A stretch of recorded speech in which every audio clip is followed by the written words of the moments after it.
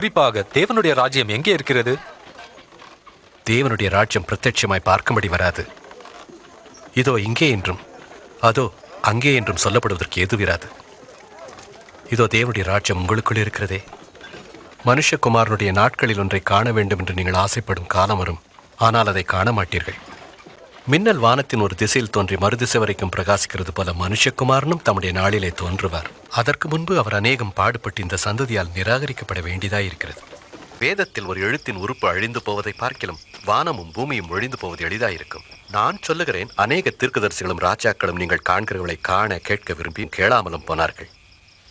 நாங்கள் என்ன செய்ய வேண்டும்? நியாய பிரமாணத்தில் என்ன எழுதியிருக்கிறது? நீ வாசித்திருக்கிறது என்ன?